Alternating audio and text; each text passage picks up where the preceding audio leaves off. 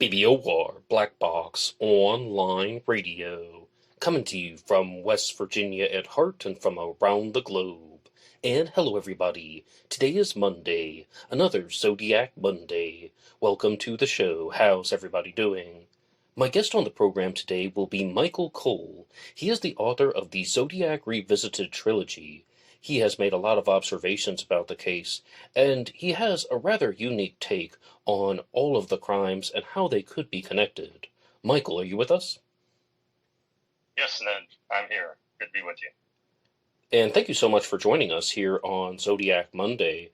And many of the viewers know you because of the Zodiac Revisited trilogy, but would you say that it's fair to say that you've stepped out of the Zodiac spotlight for a while, or you've stepped away from the Zodiac community for a period of time?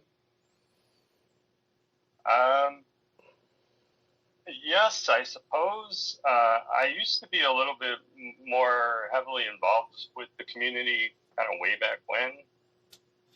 And I did kind of step away to focus on my books, writing my books, which took me quite a long time to write. And then when I was done with them, I would be maybe a little bit involved with the community here and there. But, you know, I've had a full-time job in that time frame, although I'm not actually working at the moment.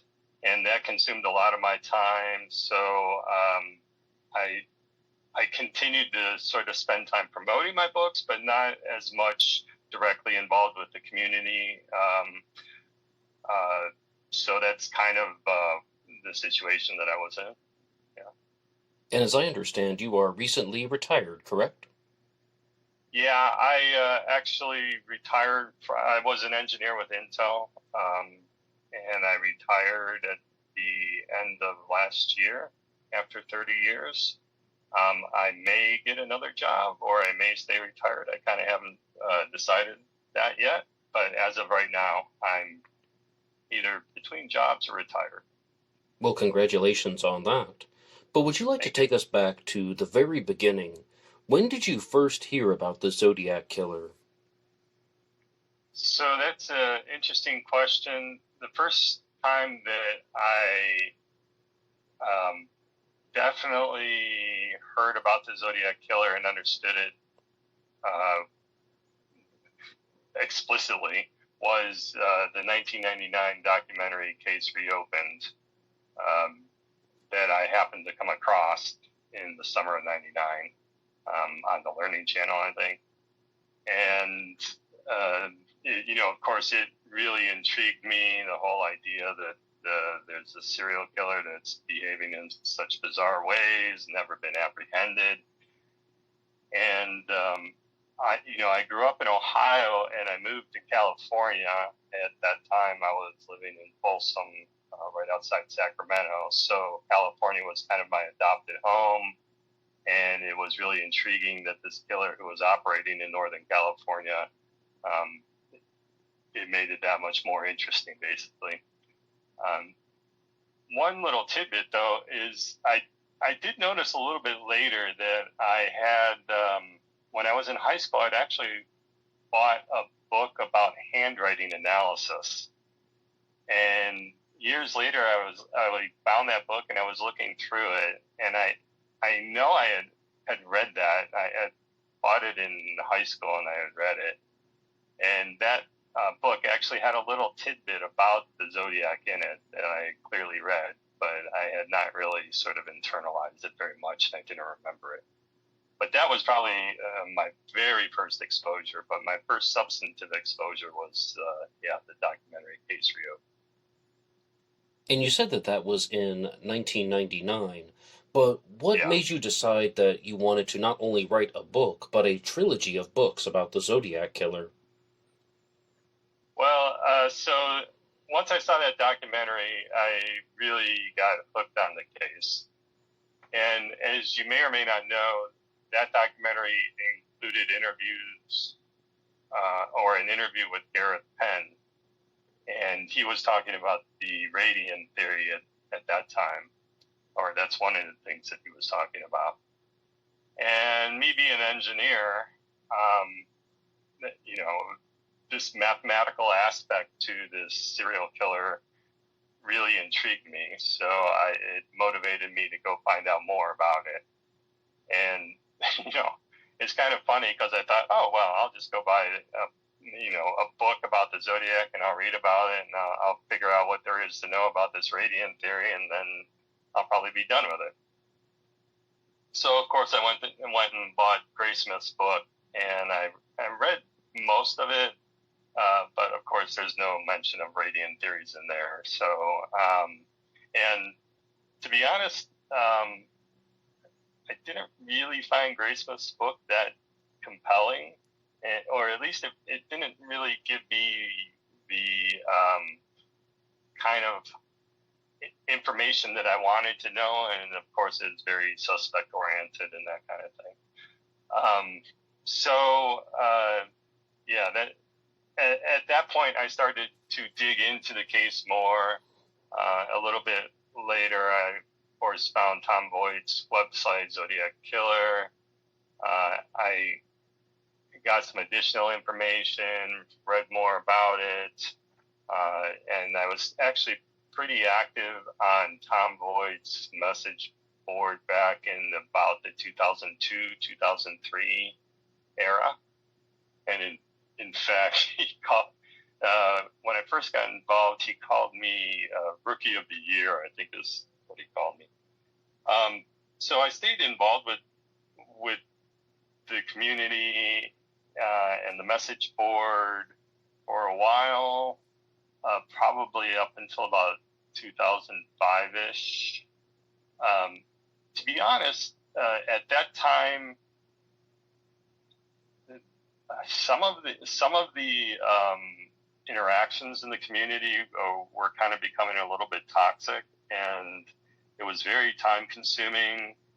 And so by 2005, I realized a couple things. One, I had spent so much time and effort analyzing and thinking about this case that I wanted to have something to show for it. And pretty soon after coming to that revelation, I decided what I wanted to have to show for it was a book. And I also thought that I had sort of identified a number of interesting observations in the case that others hadn't really identified, and therefore I thought I had something worthwhile to say about the case, which also helped convince me that I should write a book.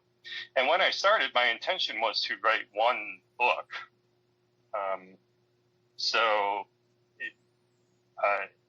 As I started to write it, I wanted it to be self-contained.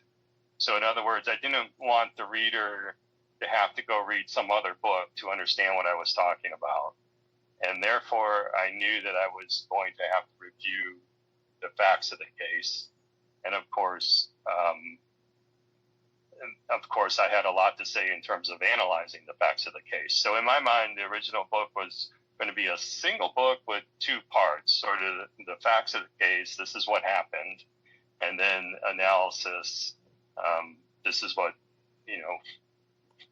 I think about what happened. And then, interestingly, I worked as an engineer at Intel, and at Intel, the way it's a little bit different now, but the way it used to be is you would get a sabbatical every 7 years. So every 7 years that you worked, you would get 8 weeks off. And so, I tried to make progress as best I could on my book. And then I had a sabbatical, which was actually my second sabbatical while I was at Intel. And I worked on it through the entire sabbatical pretty well, most of the sabbatical. I did some other stuff. And then I continued to work on the book. This includes doing not only writing, but doing research and some other stuff. I was pretty fortunate in that, it's a lot easier nowadays. Now you can go get an account on newspapers.com, pay a reasonably small amount of money, and be able to do full text search through decades and decades of thousands of newspapers. Right? It's kind of ridiculous, honestly. But back then, those things weren't available. And so if you wanted to go get the newspaper articles in question, you had to go find them. And in that sense, I was kind of fortunate that, I was near Sacramento, and California has a California State Library, and they basically have all of the newspapers from California on microfilm. So I spent a fair amount of time going to the library, researching all the different newspapers, finding all the relevant articles. And so, some of that was easier than other parts of it. For example, the San Francisco Chronicle, somebody, I think back in the 90s or the 80s, had actually done an index to the San Francisco Chronicle. So they manually went through every publication of the Chronicle and indexed every article that was ever published, and put that on the 3x5 cards, which were then put on microfiche. So you could actually go look up articles by subject in the Chronicle, which was a lot easier than pretty much every other newspaper. Every other newspaper, you had to know about the date that you were looking for and then go look through it and whatnot. So anyway, yeah, I spent a fair amount of time on it when I was working, in my spare time and weekends. And of course, I'm divorced now. I was married for 26 years though. My ex-wife and I, we raised 3 kids. So between, 3 kids and a job in the tech industry, there was a lot of time-consuming things going on outside of my interest in the Zodiac. But I continued to plug along, and then and very quickly it seemed like I got to my next sabbatical, and I spent a large part of my next sabbatical also working on the book. And then as time, it's really funny because in the beginning, I pretty much knew I wanted to self-publish the book anyway, because I just wanted to have total control over it. I didn't want to defer control to anybody else. So like that very first sabbatical when I was working on it, I spent a fair amount of time learning about self-publishing, sort of the way it used to be done. And then over the course of about the next 10 years, the self-publishing industry underwent like 2 major changes, ultimately ending up with, of course, KDP being the primary self-publishing platform, and it revolutionizing the ease with which people can self-publish. But the downside of the upside was it became much easier. The downside is, I spent a lot of time learning about stuff that very quickly became sort of obsolete. But fast forward, I spent that next sabbatical, a large part of it working on the book, and then a little while after that, I finally got to the point where it was essentially done, or at least the first pass of it was done, and then I hired an editor and worked with an editor that took about another year or so, and then finally got it published in 2020.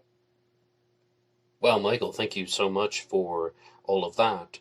And I think that if I were to introduce your material to somebody who is completely unfamiliar with it, I would say that you are perhaps someone who has a different take on the Zodiac Killer mystery, because you look at a lot of what people would call the unconfirmed Zodiac crimes, the pre-Zodiac murders and post-Zodiac murders that happened outside of 1968 and 69, and you found a way to connect them to the Zodiac case that isn't purely based on looking at superficial observations.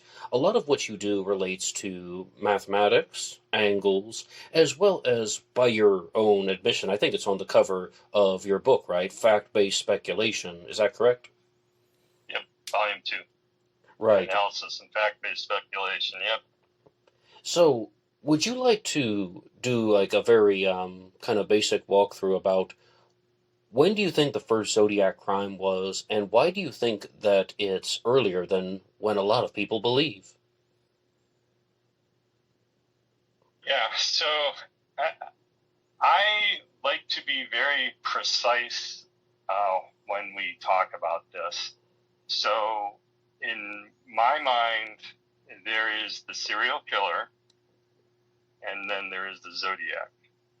And the Zodiac is a persona that exists from basically December 1968, the Lake Herman Road murders, up until the killer kills off the persona in the Exorcist letter from January of 1974.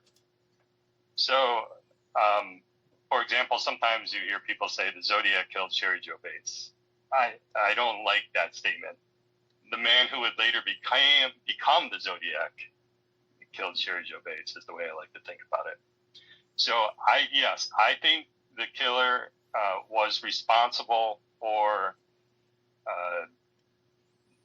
sort of a number of what some people call the pre-canonical crimes in Southern California. In particular, I think he was responsible for the murders at Gaviota, Robert Dominguez and Linda Edwards, in June of 1963. And I think he was responsible for the murder of Johnny Ray and Joyce Swindle in February of 1964. And I also think he was responsible for the murder of Sherry Jo Bates in Riverside in 1966.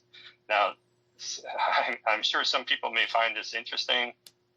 I personally do not think he was responsible for the murder of Ray Davis, the taxi cab driver in Southern California in 1962.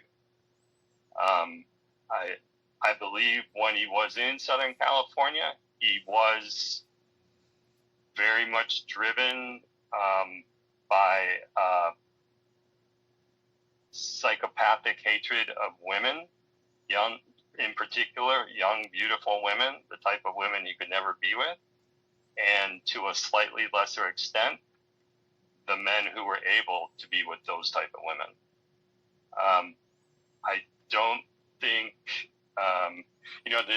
the Ray Davis case is a little bit interesting. Certainly the pre and post defense communication is interesting. Pre-defense communication is not really something we see with the Zodiac. And of course, murdering a taxi cab driver is not, unfortunately, was kind of I won't say it was a common thing, but it was not unheard of. It certainly happened. The reference to a bus driver is interesting. But if you look at the Zodiac kind of evolved into his bus threat. And, originally it wasn't so much that it was the bus that was important. It was a school bus threat. And it was important that he was targeting school-age children because he knew that would maximize his terroristic impact. He knew that the parents of school-age children would rightfully freak out over these threats. So, again, reference from a taxi cab driver to a bus. Okay, I just don't see that fitting in with my perception of the killer during his Southern California existence. And for the audience, what we're talking about is that before the murder of Ray Davis, somebody made a phone call saying, I'm going to pull something real nasty in Oceanside and you'll never be able to figure it out. Then Ray Davis, a lone male taxi driver, was murdered, and his body was pulled out of the taxi cab and discarded. Then there was a follow-up where somebody said that they were taking credit for the crime, and what Michael just stated there very clearly was, I'm going to get me a bus driver next, where the murderer of Ray Davis was threatening to commit an additional crime in the future. And the Zodiac Killer of the 1960s did say stuff about attacking buses. But Mike, is a fair way of putting what you just said. The reason why the Zodiac could have said that was he wanted to talk about threatening school children. It's the school aspect of targeting the school bus as opposed to going after the bus driver. He's trying to project the image of fear and terror surrounding school children. Did I understand you correctly there? Right. Yes. Okay, The great. emphasis is on school bus, not on bus. I'm glad we're on the same page. And I would also like to let the audience know that even though you guys are listening to this on Zodiac Monday, this episode has actually been recorded on June 4th. So this is the anniversary of the Gaviota Beach shootings, the murders of Robert Domingos and Linda Edwards. And I would like to say a big rest in peace to them. And that is the first crime in your mind, Michael, right? That the Zodiac, or not the Zodiac Killer, the murderer committed. Did I get your Yes. phrasing right? Yes. Yes. Because you were That, saying, I believe, go ahead. is the first murders that the man who would later go on to become the Zodiac committed. And this is something that's come up a lot in our discussions, like even on the panel discussion show on Mysteries with Mr. Belgique, where we try to wonder what the killer was thinking and experiencing at Gaviota Beach. And some people think that he was kind of just acting like a boss, alpha male type. And other people seem to think that he was nervous and panicky and he almost lost control of the situation and he almost probably had a nervous breakdown being punched in the face by Robert Domingos. And I know this requires some speculation, but if we're going to use fact-based speculation, what do you think the murderer of Robert Domingos and Linda Edwards was thinking while the crime was taking place? I mean, I suspect I think it's wrong to sort of assume that, he was very fearful. You hear this a lot sometimes. And in my mind, this is sort of us projecting negative feelings onto the killer because it makes us feel better. But if we're really being objective about it, I think it's very likely this man was a psychopath, and therefore very likely he experienced fear in a way that was much different than the way that, you or I, other normal people experience fear. So we do have some indication from Lake Berryessa that, Brian Hartnell had mentioned that the killer's hand was shaking prior to him stabbing them, and he, I forget exact details of the situation, something like, are you nervous? And he said something like, yeah, I guess I am, or something like that. Probably because he knew what he was about to do, right? So, there's probably some level of nervousness, but at the same time, very likely that he was very much aware of his situation and in control of his emotions, even if he was experiencing some degree of nervousness. I doubt he was too fearful just because of his likely mental state. So clearly, or it's pretty clear to me anyway, at Gaviota, that things did go wrong and he lost control of the situation. But I think at that point he was very much aware of what was going on and and in his mind how to deal with it which was basically to start shooting the victims, which he did. So I mean, it's really hard to speculate too much about what happened or what in that scenario. Obviously, the only surviving person was the killer, and we don't have him commenting on that crime in any meaningful way, except for later on when he writes there's a hell of a lot more down there regarding Southern California. It's interesting to think about, but in the end, I don't think that there's too much that we can glean from from that crime. Okay, though, Michael. But the next crime, though, that is on your list of most likely committed by the same killer would be the Swindle murders, which took place the next year in 1964. Why do you think the killer waited so long before he chose to attack again?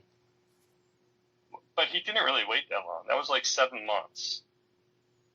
That's right. In my estimation, or the time frame between the Swindles and Sherry Joe Bates is like 2.5 years. So then he took a considerable amount of time. But the 7 months, I mean, I don't know. In my mind, that seems kind of shorter. I think he was a very deliberate person, and that we see a lot of premeditation in his crimes. So I think he took time to plan out what he was going to do and how he was going to do it. And the 7 months was sort of related to that. He didn't want to do it too quickly, but he, wanted to obviously strike again. He probably, an argument can be made that he made several mistakes during Gaviota, so he may have waited a little while to sort of make sure that none of those mistakes were going to result in him being captured. But I think the 7 months is actually a relatively short amount of time. And the interesting thing about the Swindles is Sheriff Webster from Santa Barbara County, the Santa Barbara County Sheriff. In my mind, he's the one that immediately knew what happened. So he saw the murder of Robert and Linda, understood that there was no normal motive, and there was mention after the Swindles that in the fall of '63, Sheriff Webster warned surrounding areas that it was a real possibility whoever murdered these two people, Robert and Linda, would resurface somewhere else and kill another couple. And I can't remember, I think it was after the murder of Swindles, but he labeled the killer a sweetheart slayer. And in my for my money, that was exactly correct. He was exactly right. And so when the Swindles were murdered in February, Sheriff Webster thought immediately, this is the same guy. And he had a deputy with shell casings from their murder down in San Diego. And San Diego's not that close to Gaviota, like 250 miles or whatever it is. He had him down there like next 1 to 2 days. And they compared ballistics and they did not match, which, he went and said, okay, that doesn't necessarily mean it's not the same guy. It's just they don't match. The ballistics don't match. And then, there were some other sort of red herrings, I feel like, in the Santa Barbara or Gaviota murders, the sort of the Sandy character and the quote-unquote beachcomber, and some other tangents that really kind of threw a monkey wrench into the investigation. But that doesn't, in my mind, diminish the fact that Sheriff Webster really knew what he was dealing with there. And it was not only predictable, it was predicted by Sheriff Webster. He knew that this guy was going to show up somewhere else and attack another couple, which in my mind is exactly what he did. Now, because of that, I feel like that really influenced the killer, because in my mind, this guy is very premeditated, very deliberate, very thoughtful in terms of what he's doing. And he strikes in Gaviota, and then he goes 250 miles to the south to San Diego, attacks another couple, and then, immediately in the LA Times, immediately Sheriff Webster is saying this is the same guy. And so at that point, I think the killer is saying, okay, if I attack another couple, they're gonna know it's me, absolutely. And I think that causes him to lay low for a longer period of time. And then when he does reemerge, instead of focusing on the couples, he focuses on the primary target of his psychopathic hatred, which is, women, young, beautiful women in particular. And that's why. And of course, since this time he goes inland toward Riverside, and he kills Sherry Jo Bates. In my estimation, he's probably living somewhere in the greater Los Angeles area during all of this. And he's very thoughtfully picking these crime scenes that are not near where he's living. And by changing up his MO and his victim selection in the case of Riverside, assuming it was him and assuming he was doing this to sort of thwart Sheriff Webster's insight into his behavior, it works very well in that there are no contemporaneous suggestions that Riverside is connected with either of the two previous murders. Okay, Michael. So yeah, excuse me. I kind of in a nutshell, that's what I think about Southern California. Yes, and so sorry for that. I thought that you had finished. Excuse me again. But All good. so like, can I kind of just try to encapsulate that? You would be saying that he was committing murders, and at this point he had already murdered 4 people. That'd be Robert Domingos, Linda Edwards, Johnny Ray Swindle, and Joyce Swindle. And he realized that the authorities were on his trail, and if he were to commit another murder within 6 months, maybe 5 months, 7 months, somewhere around that time frame, then he actually would have a high chance of getting caught. So he was just going to play the waiting game, and maybe there could be some other type of unknown reason why he would wait as long, but he also wanted to do something to deviate from the pattern, so they were going to be on the lookout for this sweetheart slayer, do something that's going to deceive everybody, and just go after a lone woman in Riverside. Did I understand you? Essentially, yes. Okay. His primary pathology is the psychopathic hatred of women, and to a slightly lesser extent, men who are able to have relationships with women. So ideally, he wants to strike at couples. If there were no other constraints, I think he would have continued striking it, victimizing couples. But once Sheriff Webster identified him so easily, I think at that point he decided to change up his focus for his next crime.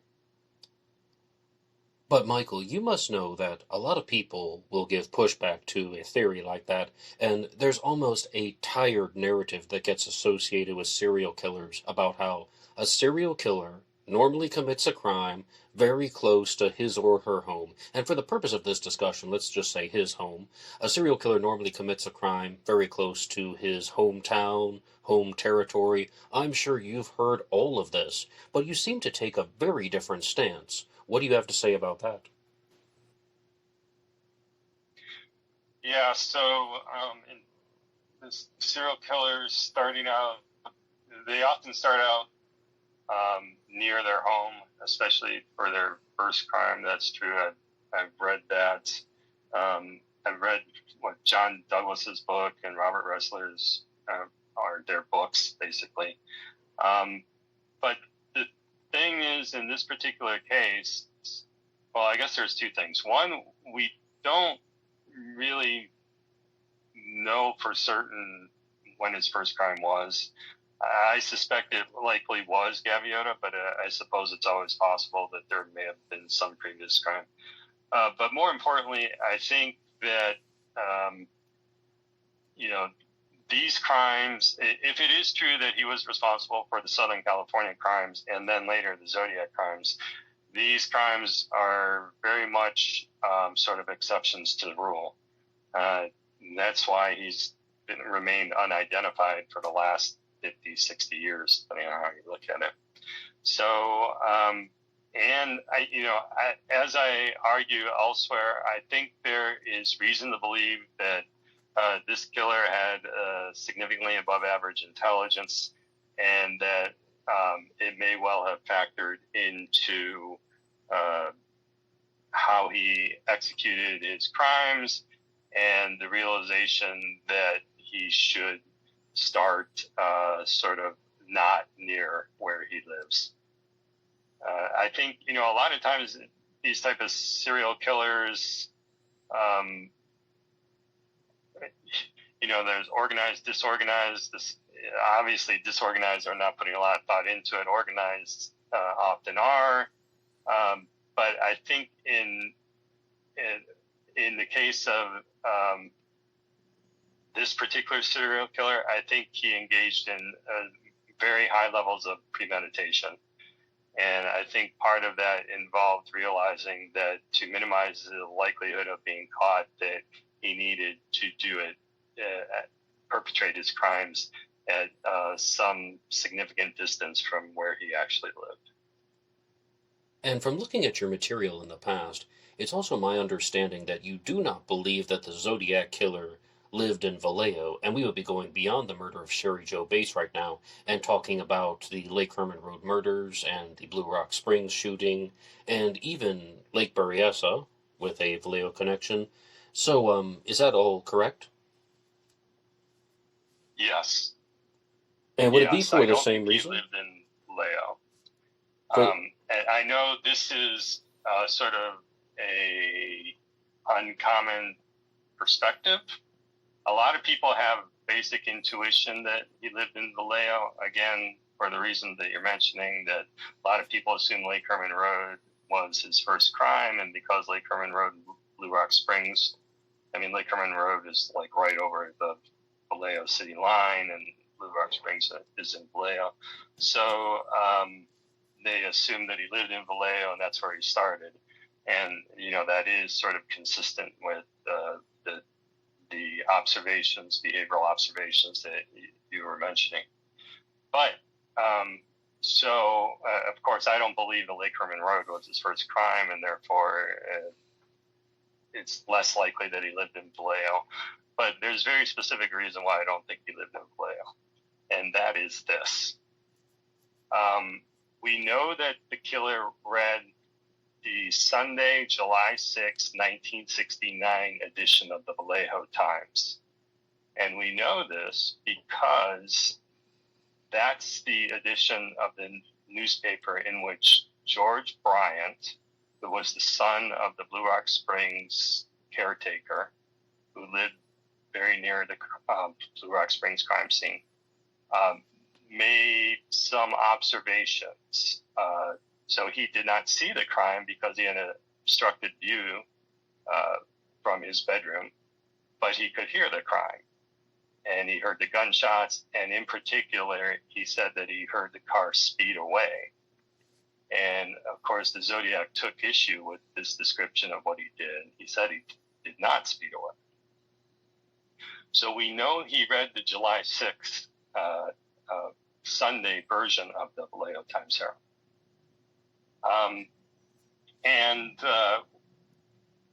Also, the Examiner and the Chronicle did not mention that the killer's car was brown, but the Vallejo Times Herald mentioned it multiple times in multiple different articles. So the thing is that in the Saturday and Sunday articles from the Vallejo Times Herald, the car is mentioned as being brown, but the source of the police knowing that the car is brown is not mentioned. Then on Monday and Tuesday, the Vallejo Times identifies the source of knowing that the car is brown as Mike Mageau. So as we know, in the debut of the Zodiac letter, the killer mistakenly thinks that the police know his car is brown because, you know, he describes a whole scenario where he's calling the police and then he puts the phone down and he gets this ring back. And there's a guy that's nearby, supposedly, who's 40 to 45-year-old black guy who he thinks is a witness at that point. So what we can infer from this is that the killer did not read the Monday and Tuesday edition of the Vallejo Times Herald. So we know that the killer is prone to acting on weekends. For whatever reason, he's not comfortable doing,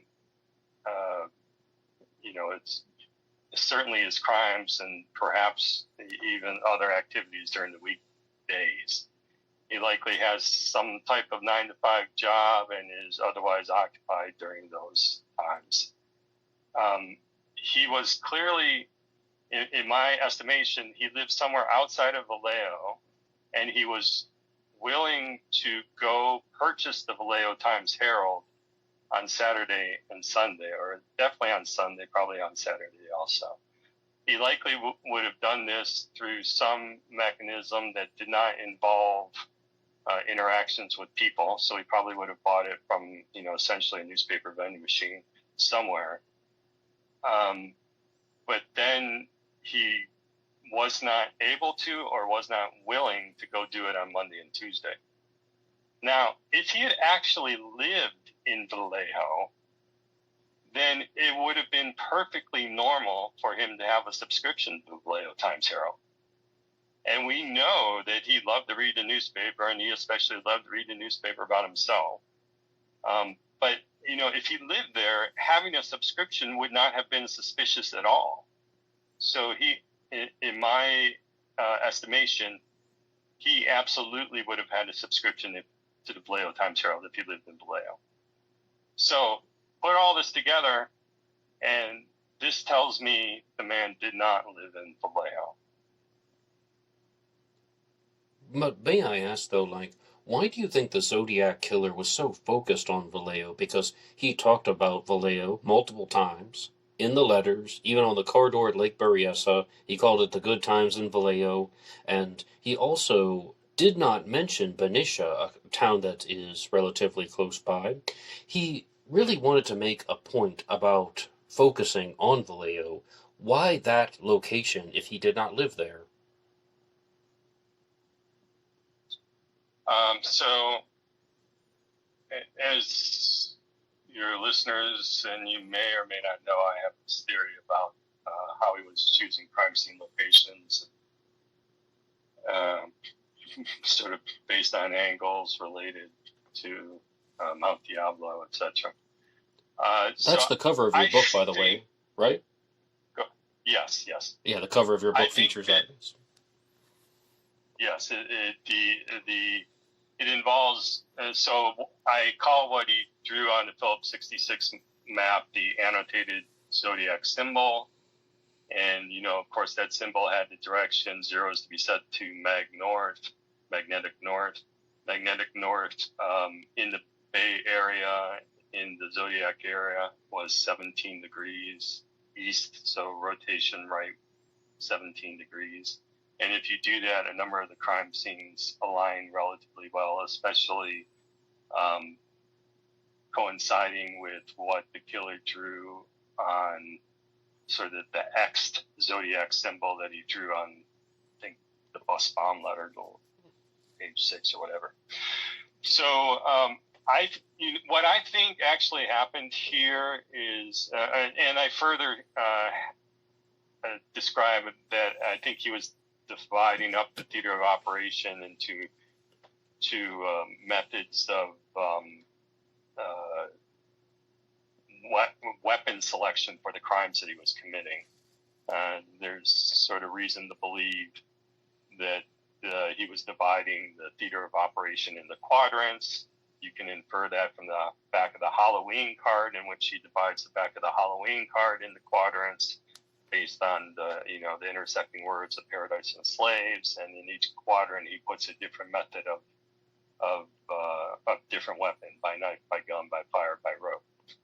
And if you couple that with explicitly writing by knife at the Lake Berryessa crime scene, you can kind of infer the location of the other quadrants. And in particular, the way I describe it, again, that's on the cover of my book, the by gun encompasses sort of these radial lines 8, 9, and 10, and then Vallejo and Blue Rock Springs are pretty well aligned with radial line 10.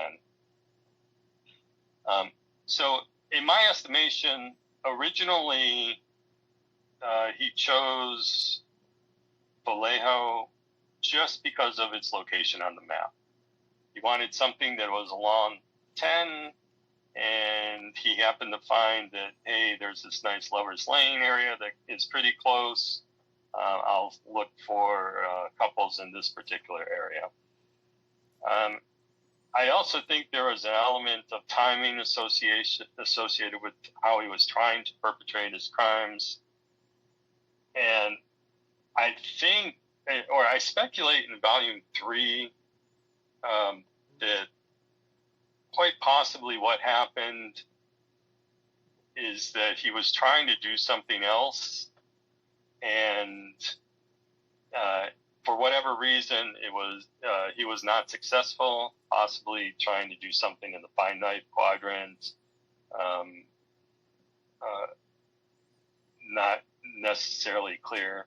But whatever the case, I feel like for Blue Rock Springs, he essentially reverted back to what he had done at Lake Herman Road.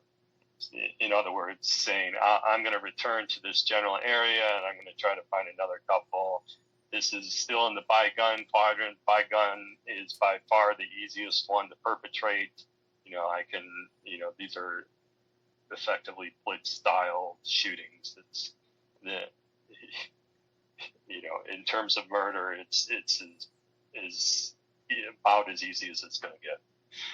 So, it is, I don't know if there's also a possibility that he specifically intended to commit the first two in the same general area to sort of establish his identity.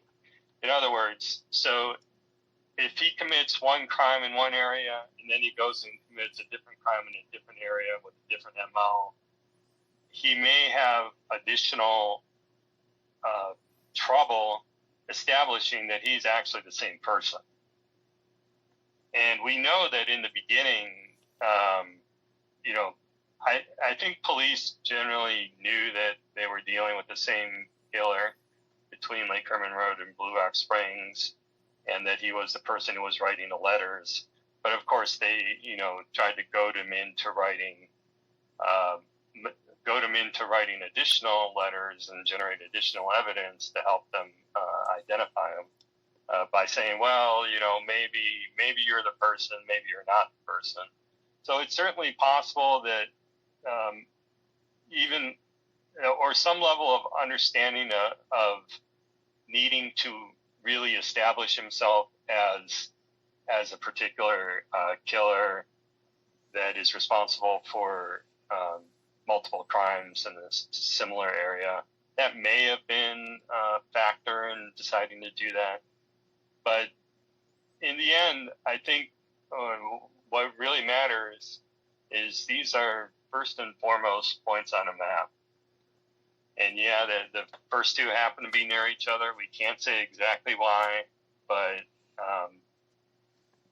it has caused a number of people to believe that he lived in Vallejo, and if it's true that he did not live in Vallejo, that you could argue that has, to a large extent, caused trouble in the investigation. And in fact, somewhat relatedly, there is this whole notion of geographic profiling. And, of course, when geographic profiling is applied to the Zodiac, it basically suggests that the killer lives somewhere in the Vallejo area. And in some sense, I think of this as sort of reinforcing people's intuition. A lot of people have intuition that he lived in the Vallejo area because of these first two crimes.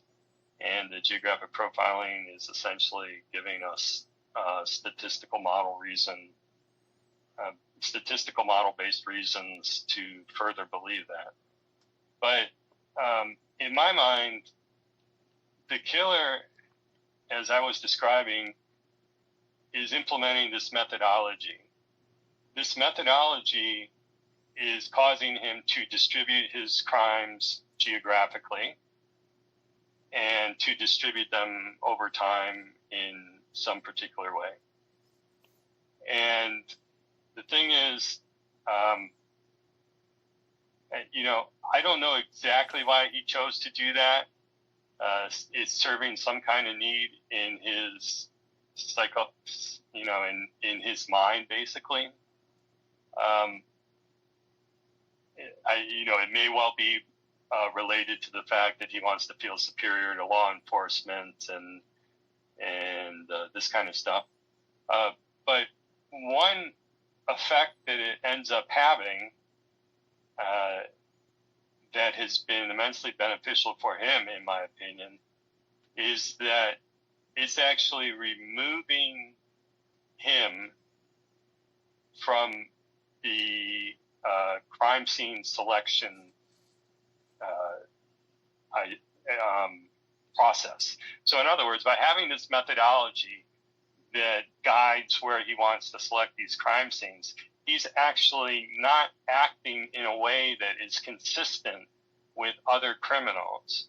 And because of that, geographic profiling, which is basically, developing a statistical model based on prior serial criminal behavior, essentially doesn't apply. His methodology is actually going to thwart the geographic profiling approach. Now, I don't think he adhered to a methodology with the intention of thwarting geographic profiling, which was, yet to be invented. But by doing what he did, I think it actually did exactly that.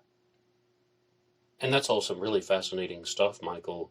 But you and I have had the opportunity to talk in the past, and I think one thing that you had shared with me was in somewhat of a term of just sharing a possibility, and that was that we have the four components of the Wheel of Death, which was shared by the Zodiac Killer: killing by rope, by knife, by gun, and by fire. And I believe you said something once about how we do not have any crimes that are occurring in the spring of 1969, winter of 1968 or thereabouts. It's actually the last day of autumn, maybe, right before the solstice. And then a crime could have been planned by rope in the spring of 1969, and maybe that was unsuccessful. And then the Zodiac reverted back to committing a crime by gun. And I know you talked about a little bit about just going back to a different method for the Blue Rock Springs shooting. But do you recall those statements? Yeah. And, okay, so here's the timing-related aspect of it. So the thing is, the killer called himself the Zodiac. Definite article is there. He always said, "This is the Zodiac speaking." He didn't say, "This is Zodiac speaking." Robert Graysmith never understood this. And because of, of course, he called his book Zodiac. And then, of course, Fincher derived the movie from the book, etc. So there's a lot of people that just say Zodiac, but it's very definitely the name is the Zodiac. And as I explained in Volume 2, it's very likely that this is derived from celestial navigation. So in particular, there really is no evidence in the entire case that there's anything related to astrology associated with the killer. And this has plagued the case from the very early days. There was an article published in the Chronicle in, I think, October, just after the Stein murder, talking about, police are consulting with an astrologer to understand the killer. Nothing related to astrology that definitely links the killer, or nothing in the evidence definitely links the killer to astrology. But there is something that links him to celestial navigation, which again is that symbol that he drew on the Phillips 66 map. So if you look at that symbol, it's clearly derived from a compass rose, which is orientation symbol that appears on nautical navigation maps. So I took that and I sort of went down the path of nautical navigation, and very quickly led me to sort of this book called The American Practical Navigator, sometimes referred to as Bowditch in honor of its original author, Nathaniel Bowditch. This book is sort of the Bible of nautical navigation. It's been published continuously for like the last 200 plus years. Originally by Nathaniel Bowditch, and then at some point the Navy bought the rights to the book, and then they've been publishing it since. But if you go in there, they talk about the Zodiac. The Zodiac is the division of the nighttime sky into 30-degree slices with a particular constellation appearing in each slice. The Zodiac is observational. It's scientific. You can measure it. Now, astrology builds on top of the Zodiac. And astrology is not, that's sort of superstitious, and or sort of behavioral patterns related to when you're born, that kind of stuff. But the Zodiac is very sort of specific. The killer calls himself the Zodiac. And on top of that, part of the definition of the Zodiac is the solstices and the equinoxes. So when the Zodiac was defined 2,000 years ago, it was oriented such that transition between certain divisions in the Zodiac occurred on the solstices and the equinoxes. So, in other words, put it this way. Every time you or anyone has ever said the Zodiac, they have indirectly been talking about solstices and equinoxes. So this is why, in my estimation, the killer knew this. The killer was deriving his persona from the Zodiac, sort of as it relates to celestial navigation, and he was aware that the solstices and the equinoxes were a definitional part of the Zodiac. So, what I believe happened is that there's actually a lot of symbolism at work here. The Zodiac, or the winter solstice, which is the one that occurs right around December 20, 21st, 22nd in there, is, people sometimes know that as the longest night of the year, right? That's right. It is after the solstice, the days start to get longer and longer, and leading up to the solstice, the days get shorter and shorter. So the solstice itself is the longest night of the year. And in my opinion, the fact that the killer committed his first crime in Lake Herman Road almost exactly on the winter solstice is symbolic. This is symbolic you can think of the winter solstice as the height of darkness. And you can think of the Zodiac committing his first crime at the height of darkness as his persona being born at the height of darkness. It's symbolic. It's meaningful. So the problem is, I think what happened is that Killer moved up to Northern California. He knew, he put a fair amount of thought into this persona that he was building. He knew that he wanted to communicate with the public and law enforcement after these crimes, and he knew if he communicated, that they would be able to connect his crimes. So he decided he was okay with that. Unlike the Southern California crimes, where he was trying not to have law enforcement connect his crimes,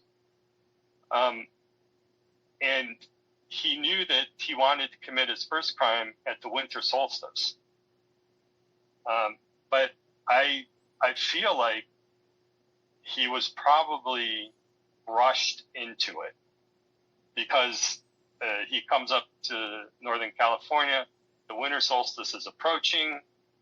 He says to himself, well, I either have to commit this now, or if I want this to be my first crime, I'm going to have to wait a year. And I don't want to wait a year. So he commits the winter solstice crime, and because he's kind of rushed, he, at the following spring equinox, he either tries to do something, or he's decided he's not ready yet. Keep in mind that if my timeline is right, the previous crime was Sherry Jo Bates, which is like 2.5 years earlier. So going from 2.5 years to 3 months is quite a change. But yeah, we don't know exactly what happens. We just know that there's no known record of him doing anything on that first spring equinox. But I think that's likely, that's part of it. He rushed into this winter solstice for whatever reason, maybe tried and failed, or just decided it was too soon and he wasn't able to do the spring equinox, and then started back up in the summer. And then again in the summer timing is a little late. You would have expected it to be more around June 20th or something. So it's like 2 weeks late. And again, I think that points to the guy trying to do something else and finally saying, okay, it's not working out. I'm just going to go back to what worked last time. And I'm going to shoot somebody by gun on the 10 radio line. So if I can understand everything that you just said, it's like he wants to commit murder, and that is almost his primary focus. And he will do this symbolically. He's inserting his own hidden meanings into everything, but ultimately he wants to commit murder. So even if he cannot do it in line with his criminal masterpiece, he's still going to commit murder because, much as you said in the earlier parts of the interview, heterosexual animosity as well as just a type of hatred for women. Did I get your meaning? Yes. And by the way, I should say though, we see that continued through line in the first three victims of the Zodiac, right? Lake Herman Road, Blue Rock Springs, and Lake Berryessa are all couples, and they all fit very well. Of course, Paul Stine, at that point, something else is going on. And I think, I think the killer would have ideally liked to have continued to target couples, but Paul Stine is not only is a different type. Of course, everybody has pointed out that he really kind of changes the pattern with Paul Stine significantly. So yeah, he's no longer attacking couples in the North Bay or East Bay area, and I think he's always wanted to move into San Francisco. San Francisco is his ultimate goal is to terrorize the people of San Francisco. And I think by this point with Paul Stein, he's evolving to the point where the terrorism aspect of what he's doing is important. Probably not quite as important as the, psychopathic hatred of women and to a slightly lesser extent men. But it's still significantly important. And of course, the overriding defining attribute of Paul Stein is that he's a taxi cab driver, and he could get him to go pretty much wherever he wanted, and that's what he does. And I just want to point out, though, that after the first time that you and I talked a couple years ago, I flipped through the American Practical Navigator at your suggestion, and I also found that there were numerous things in there that were talking about radians and an angle that the Zodiac Killer seemed to favor. And they're used in some different types of context, not the context perhaps that the Zodiac would have been talking about, putting them on top of Mount Diablo. Or let me be clear, concerning radians and inches along the radians, but that is another thing that was found in the American Practical Navigator. Yeah, radians are an interesting thing.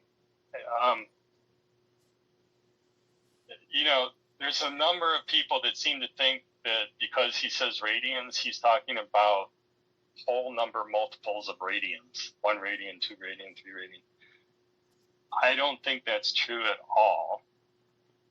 And, usually when you're working with radians, you don't really use 1.0 radians. You use more like pi over 6 or pi over 2, pi over 3, pi over 4 to get more common angles. And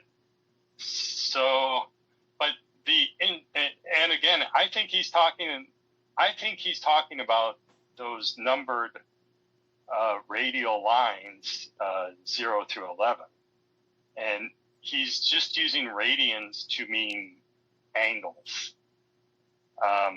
Now there is a very interesting aspect to this that I came to realize that I talk about in the book, where the word radian actually can be thought of as an abbreviation of the phrase radial angle. And, it's kind of related to the definition of a radian. All right. You get 1 radian if you take a circle and then you draw 2 lines outward from the center of the circle, and then the part of the circle between the 2 lines, if you make that distance on the circumference exactly the same as the radius of the circle, that's a 1 radian angle. And the key, or the reason the word radian was chosen, is because it's describing the definition of the angle. It's a radial angle. It's an angle that's defined in terms of radial lines. In other words, lines that are going outward from the center of the circle. So in my mind, the reason, and the more I think about it, the more I think this has to be the case why he used that word. Because he's telling us to look at the radial lines. Look at the angles formed by the radial lines of the annotated zodiac symbol on the 1266 map. So he has implied numbering of 0 through 11. Each of those implied numbers is a 30-degree slice, very similar to the zodiac. The zodiac is the nighttime sky divided into 12 30-degree slices, and then the symbol he draws on the map is a circle divided into 12 30-degree slices. And, as I've described, in my estimation, he's dividing this theater of operation up into different areas using that particular symbol. And, it's possible. It's possible. It's not surprising that Bowdish mentions radians quite a bit. I mean, anything involving math like that would likely mention it. It's possible that he may be mentioning it as sort of re-emphasizing celestial navigation in an indirect way. But if what I'm describing is true, that he understood that radian was an abbreviation for radial angle, and he's using that to emphasize that he should be focusing on the radial angles from his symbol, I have to believe this man had significant mathematical education. Because, I'm an engineer, I've taken a fair amount of math in my life. It took me many years of Zodiac research to understand. And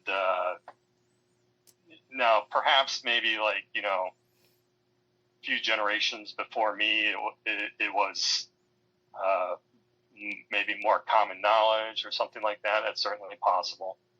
But it is a very subtle mathematical aspect to what he's saying and what he's drawing and what he's doing. And once again, I would like to thank Michael Cole for appearing on Black Box Online Radio's Zodiac Monday. And as you could hear, that is only part 1 of the interview. Part 2 will air next week, and it's about 40 minutes long, so it will be a combination of the interview and the Zodiac Killer news report for next week's Zodiac Monday. So please drop some comments down below if you have something to say about the Zodiac Killer, and perhaps your comment will be worked into a future episode of Black Box Online Radio. And one more time, you can always like and subscribe. But I would like to get to your supporter shoutouts now, because you can support this channel at buymeacoffee.com, buymeacoffee.com/blackboxned88, and that allows you to make a donation or contribution to help the show, and anybody who makes a donation will get a shout out on Zodiac Monday. And our first one comes to us from Batman66. Batman66, thank you so much for your regular and consistent support. And Batman66 has also helped out a lot with the research for the show, finding things that we worked into future episodes of Black Box Online Radio, particularly Zodiac Monday. And our next one comes to us from River Prawn Pottery, another regular and consistent supporter. Thank you for everything as well. And of course, we have CZ Guy. CZ Guy is also a regular and consistent supporter.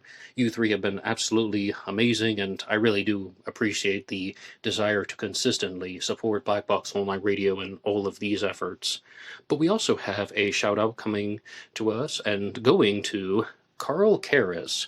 Carl Karras, also known as CG Karras, and he has been a guest on the program in the past. He is the author of the book The Zodiac Murderers in History, Ciphers, and Crimes. Thank you for your contribution. And we have one from Paulscape72.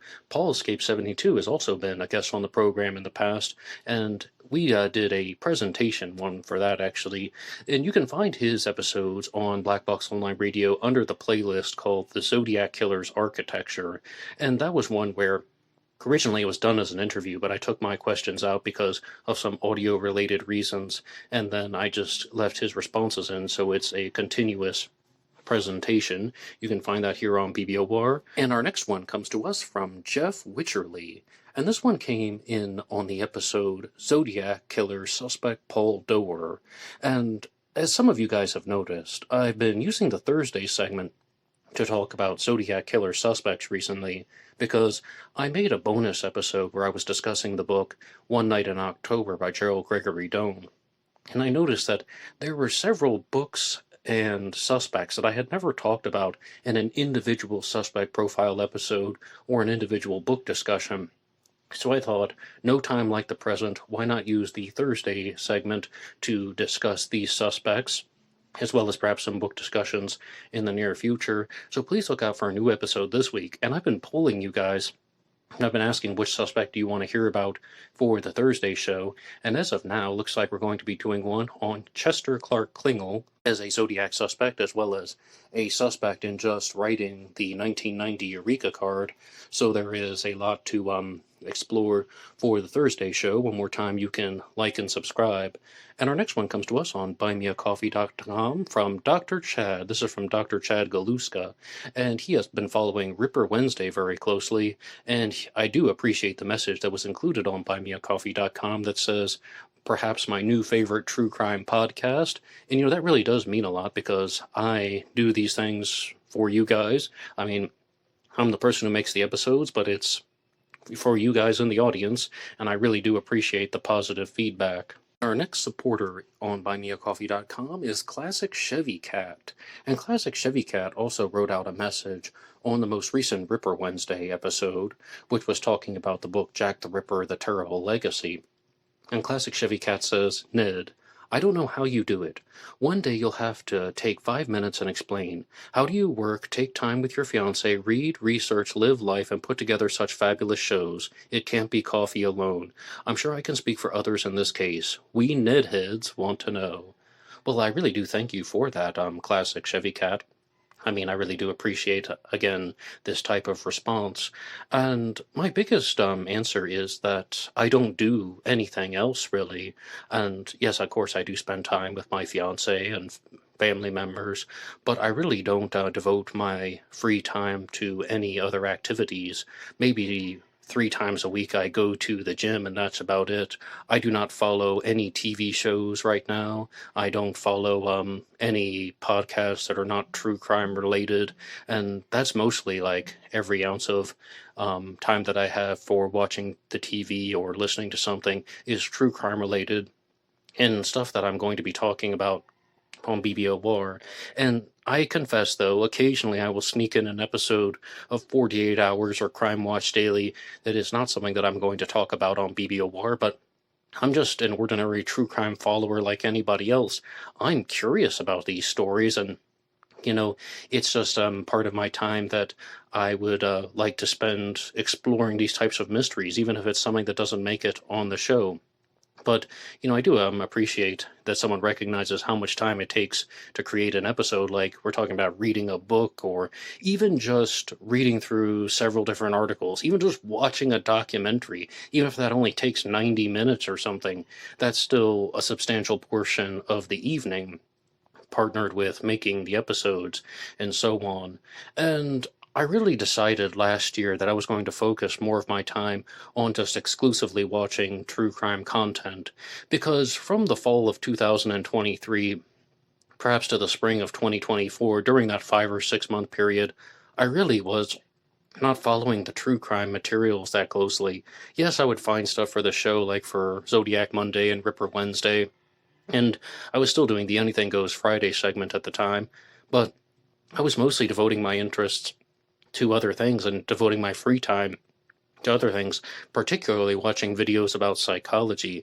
My fiance even made a comment that, you don't seem to be watching true crime stuff anymore. Anytime I see you with the TV on, you're watching something about psychology. And it was really, really useless stuff, like the type of pop psychology that doesn't really help your mind and so on. But I ultimately decided that I had to make a change. And a big reason was the feedback that I received from you guys in the comments section, where some people were just a little bit unsatisfied with some of the episodes that came out. And I had to be honest that, I don't think anyone picked up on the exact reason, but I knew the truth. It's because I wasn't putting in enough time to try and find true crime content to discuss for you guys here on Black Box Online Radio. But, I followed these things before there ever was a YouTube channel, and I would just get lost in my imagination and just lost in my own consciousness, and I would just kind of be thinking about the episodes. Thinking about stuff in an internal monologue, the way that I would use for an episode. So for a couple of years, I thought about starting a true crime podcast, and ultimately I did in 2017, and, well, that's where we are today. So that just really is the biggest way that I devote so much time to Black Box Online Radio, and this show comes to you Monday through Friday, and in the past I was doing the True Crime Talk Radio in the morning segments, and I found something actually for the Tuesday show that I would like to air as a podcast instead of the live stream, because I just mentioned that I had spent a lot of time exploring the world of psychology, and I found a book that was written by one of the behavioral analysts for the FBI, and I would like to discuss that tomorrow for the True Crime Talk Radio in the morning segment. So it's a blend of true crime and psychology, because it's something that just stood out to me. And let me just be clear about that. Just something that caught my interest, and also something that I think that I can share in a way that will be somewhat stimulating to those who choose to follow those types of subjects. But, if you're not into true crime psychology, that's fine. Feel free to tune in on Zodiac Monday, Ripper Wednesday, and Cooper Friday, talking about the Zodiac Killer, Jack the Ripper, and D.B. Cooper. And there will be the bonus episode coming out this Thursday most likely talking about Chester Clark Klingle. Like I said, I polled you guys, and he's the one who's in the lead for the suspect to discuss. But I do thank Classic Chevy Cat for that statement. And now I would like to get to the award for the comment of the week. And this week we have a special type of award because this one comes to us courtesy of Michael Cole. Over the next few weeks on Black Box Online Radio, the winner for the award for the comment of the week will receive a free copy of the Zodiac Revisited. Once again, this is all because of Michael Cole, and this will be the audiobook version. And if you want to claim your prize, you can message me at blackboxonlineradio@aol.com. And this week's award for the comment of the week goes to Dave Smith, who says something about the Zodiac Killer suspect Paul Doerr. And this is somewhat of a lengthy comment, but it's the award for the comment of the week that I would like to read for you right now. This guy does not match the killer's profile. Zodiac, according to how he treated, Judge Zodiac, according to how he treated his victims. This guy doesn't fit. Zodiac, when it comes down to it, was an inexperienced coward. He wanted to instill fear and exert control because in his real life he had none of it. He was an insignificant loser. His ciphers are meaningless because, much like his persona, they are full of exaggerations and lies. Good video, Ned. And that's the stuff that really gets the award for the comment of the week. The Zodiac wanted to instill fear and exert control because in his life he had none of it. Yes, I completely agree. Even if some way, somehow, the Zodiac actually did have control of something in his life, he probably didn't perceive it that way. He probably thought of himself as an insignificant loser. We're talking about someone who's thinking in a very, very insecure way. His ciphers are meaningless. That's the next line from Dave Smith. Because look at the ciphers that have been solved. They do not contain the killer's identity. They don't. He's bragging about how when you crack the ciphers you'll have me. No, they're just going to be things that are going to be red herrings and duds. Do not misunderstand for a second. I still want to know the solutions to the ciphers, but I don't think they're going to lead to the Zodiac's identity. And much like his persona, they are full of exaggerations and lies. Yes, I say this all the time. The Zodiac was a liar. I do not believe that the Zodiac told the truth all the time, and he also was just trying to misrepresent himself as being some type of mythological figure who wanted to collect slaves for the afterlife. Almost certainly not. I think that Dave Smith hit the nail on the head here when he's saying that he's trying to sound like he is someone who you should be afraid of and someone who can control you, because he couldn't actually do those things in his real life.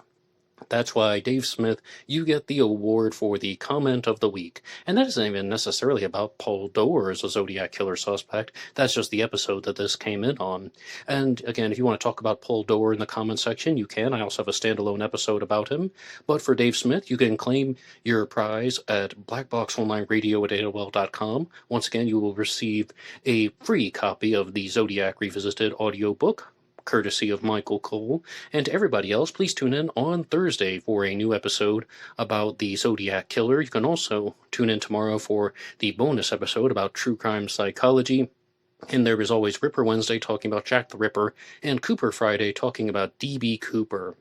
And Monday through Friday, I release shorts here on Black Box Online Radio. They come to you on Facebook, Instagram, TikTok, and YouTube. On Instagram and TikTok, I'm under the names blackboxned88. On Facebook, it's under my personal name, Ned DeHaan. But there's also a Black Box Online Radio Facebook page that you can follow too. And those mostly cover stories of serial killers, and true crime news is another one that's worked its way into the mix. But please feel free to check out any of the short episodes. And you guys know where to write the show, blackboxonlineradio@aol.com. And I'll be with you guys tomorrow for another bonus episode. That's all for me now, and thanks for listening. Goodbye.